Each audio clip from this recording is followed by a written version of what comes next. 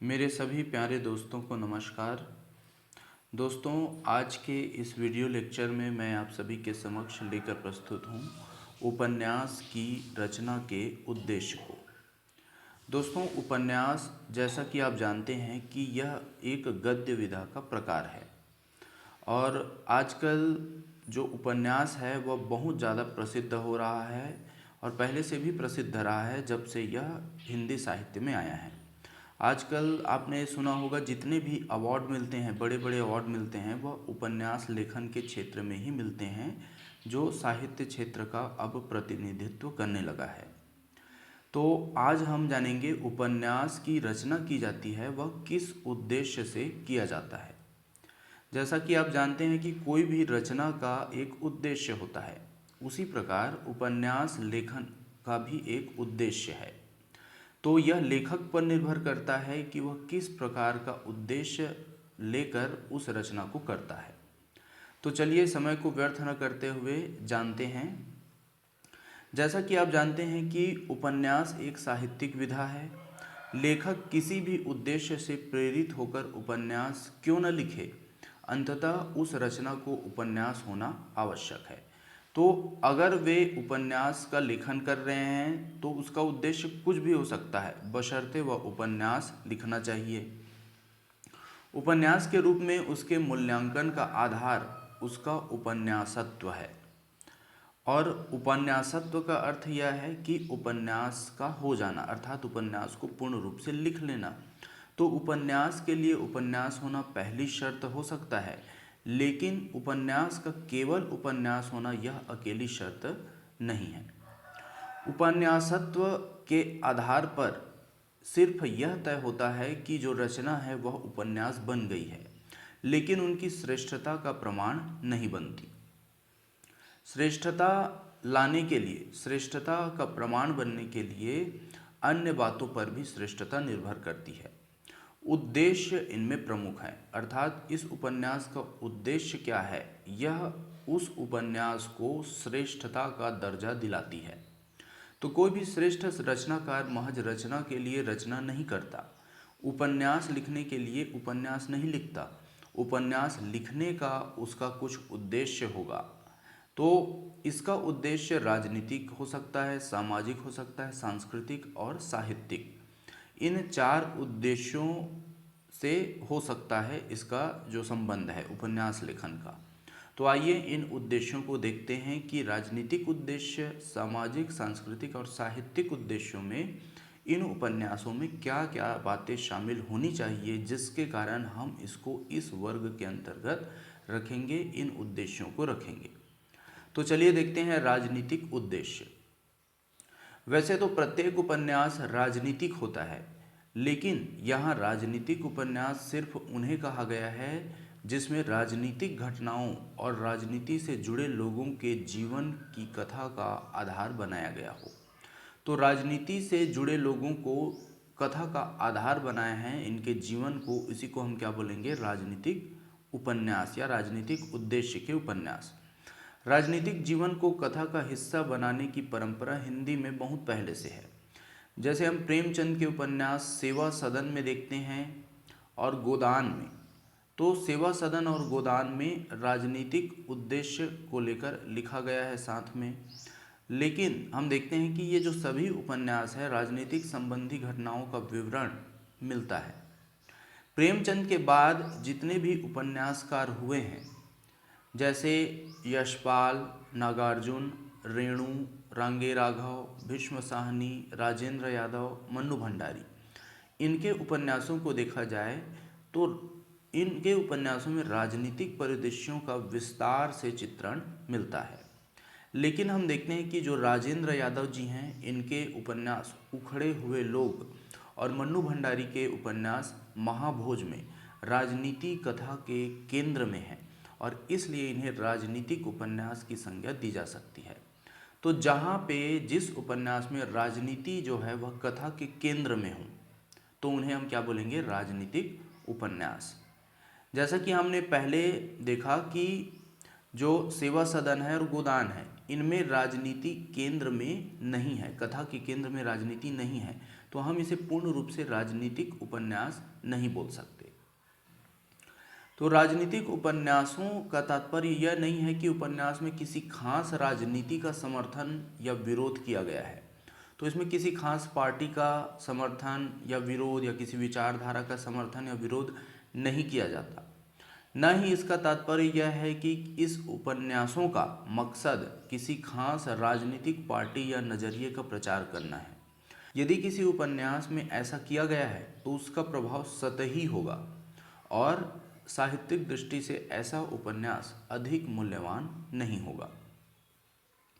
इस तरह से हमने राजनीतिक उपन्यासों को देख लिया। अब देखते हैं उपन्यास के सामाजिक उद्देश्य। सामाजिक उद्देश्य को प्रधानता से चित्रित करने वाले उपन्यासों को सामाजिक उपन्यासों के रूप में जाना जाता है, पर यह समाज से संबंधित समस्याओं और मसलों को कथा वस्तु का आधार बनाने वाले उपन्यासों में से हैं। तो यह समाज में जो समस्याएं हैं और जो मसले हैं इनको कथा वस्तु का आधार बनाते हैं, तो इनका उद्देश्य सामाजिक उद्देश्य हो जाता है। मसलन हम देख सकते हैं कि प्रेमचंद का उपन्यास है निर्मला। इसमें अनमेल विवाह की समस्या को केंद्र में रखकर लिखा गया है, इसलिए इसे सामाजिक उपन्यास कहा जा सकता है। उसी तरह सेवा सदन में वेश्या उन्मूलन के मुद्दे को कथा का विषय बनाया गया है। इसी तरह प्रेमचंद के बाद की पीढ़ी के उपन्यासकारों में अपने उपन्यासों के माध्यम से इन्होंने सामाजिक विषय वस्तु को केंद्र में रखकर सामाजिक समस्याओं, जो भी सामाजिक समस्याएं हैं उनको प्रति पाठकों को जागरूक बनाने का प्रयत्न किया है।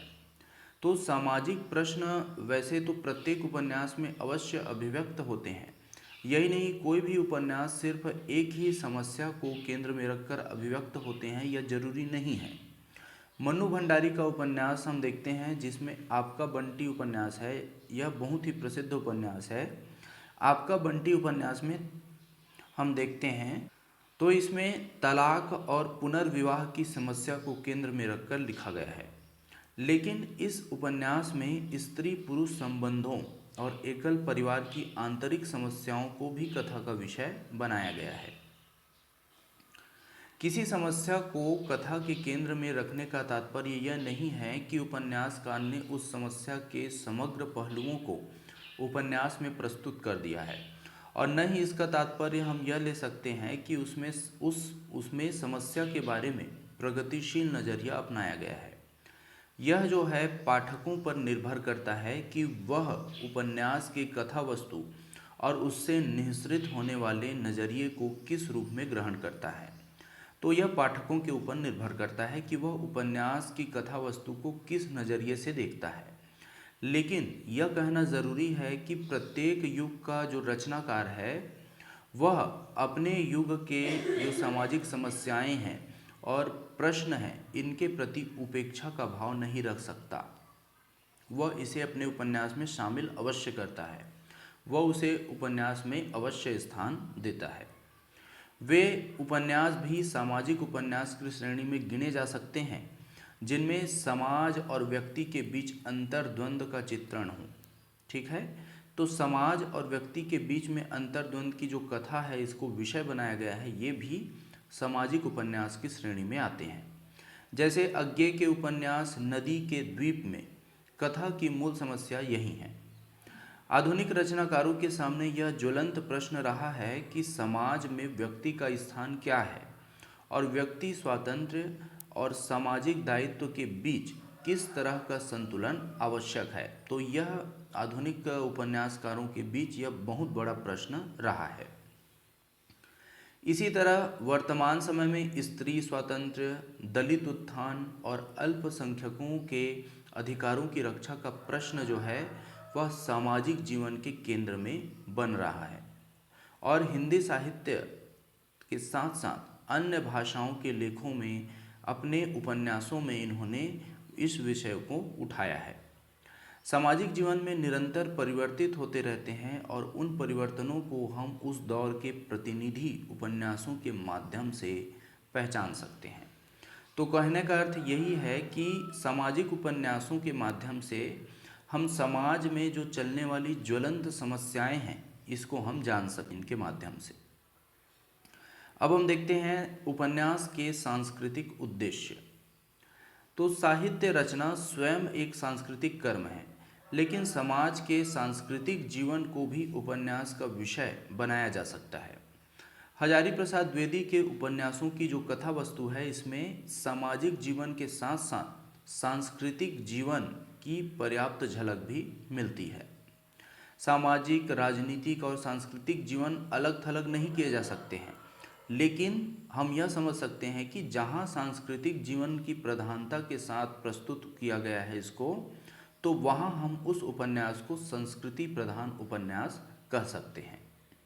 सांस्कृतिक जीवन को व्यक्त करने के लिए उपन्यासकार जो है वह किसी संस्कृति कर्मी को नायक के रूप में प्रस्तुत कर सकता है। मसलन किसी कवि, गायक, चित्रकार, संगीतकार, शिल्पी के जीवन पर वह अपना उपन्यास लिख सकता है, उसको नायक बनाकर। जैसे रांगे राघव ने कई हिंदी कवियों के जीवन को आधार बनाकर उपन्यास लिखा है। रांगे राघव के उपन्यास कब तक पुकारूं, इस उपन्यास में जो नट जाति है, नट जाति के विषय में आदिवासियों की जीवन गाथा है, और इस उपन्यास में उनके सामाजिक जीवन के साथ साथ सांस्कृतिक जीवन को भी प्रधानता के साथ चित्रित किया गया है। शिक्षा, खेलकूद आदि से संबंधित उपन्यास भी हमारी सांस्कृतिक जीवन की ही झलक को प्रस्तुत करते हैं, क्योंकि संस्कृति का अर्थ एक बड़ा पैमाना होता है जिसमें हमारा रहन सहन, शिक्षा, खेलकूद, खान पान, वस्त्र आभूषण, ये सभी संस्कृति के अंतर्गत आ जाता है। यहाँ तक कि भाषा भी संस्कृति के अंतर्गत आता है। तो खेलकूद, शिक्षा, ये सभी जो हैं वे भी सांस्कृतिक उपन्यास में की झलक है उसको प्रस्तुत करते हैं। आंचलिक उपन्यास का भी अंचल विशेष के सांस्कृतिक जीवन से प्रमुखता के साथ चित्रित करते हैं। तो जो आंचलिकता का जो लालित्य है वह सांस्कृतिक जीवन के चित्रण के बिना उभर ही नहीं सकता। वैसे भी जीवन का जो यथार्थ है और यथार्थ जीवन के समग्र चित्रण से ही सामने आता है। तो संस्कृति समग्रता का अनिवार्य हिस्सा है। अब हम देखते हैं साहित्यिक उद्देश्य, उपन्यास का साहित्यिक उद्देश्य। तो उपन्यास का लेखन सिर्फ साहित्यिक उद्देश्य की पूर्ति करने का चलन हिंदी में नहीं है।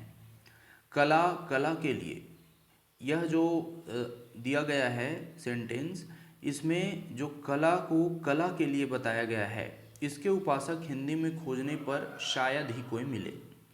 कई बार आधुनिकतावादी जो व्यक्तिवादी रचनाकार हैं, इनको कलावादी समझने की भूल कर दी जाती है, और यह संभव है कि कुछ उपन्यासकार रचना में कला पक्ष पर अधिक बल देते हैं, लेकिन इसी कारण उन्हें कलावादी कहना या उनकी रचनाओं को कलावादी मानना तर्कसंगत नहीं है। विनोद कुमार शुक्ल जी हो गए, कृष्ण बलदेव वैद्य जी हो गए जैसे उपन्यासकारों ने उपन्यासों में प्रयोग धर्मिता पर बल दिया है, लेकिन इनकी जो प्रयोग धर्मिता है वो इनको हम नहीं कह सकते कि सिर्फ साहित्यिक उद्देश्य की पूर्ति के लिए किया गया है, लेकिन यह हम अवश्य मान सकते हैं कि इनके जो सभी प्रयोग हैं वो कामयाब नहीं हुए हैं। साहित्य की अन्य विधाओं की तुलना में अगर हम देखें तो उपन्यास नवीन विधा होते हुए भी इसकी रचना परंपरा में लगातार नवीनीकरण की जरूरत होती है। हिंदी में उपन्यास लेखन की परंपरा मुश्किल से लगभग 130 साल पुरानी है, और सउद्देश्यपरक और साहित्यिक दृष्टि से उत्कृष्ट उपन्यासों की रचना को तो अभी आरंभ हुए 100 साल भी अभी पूरे नहीं हुए हैं, लेकिन उपन्यास विधा में लगातार नए प्रयोग होते रहे हैं। इन परिवर्तनों के कारण ही हिंदी उपन्यास परंपरा में लगातार ऐसी कृतियां सामने आ रही है जो साहित्यिक दृष्टि से भी उल्लेखनीय मानी जा सकती है। तो इस तरह से दोस्तों मैंने उपन्यास लेखन के क्या क्या उद्देश्य हो सकते हैं इन सभी को आपके सामने रखा है। निश्चित ही आपको समझ आ गया होगा कि जब किसी उपन्यास की रचना की जाती है तो वह जो उपन्यास होता है वह किसी न किसी उद्देश्य की पूर्ति अवश्य करता है। तो जो मुख्य उद्देश्य हैं इनको हमने देख लिया। तो आज के लिए इतना ही, धन्यवाद।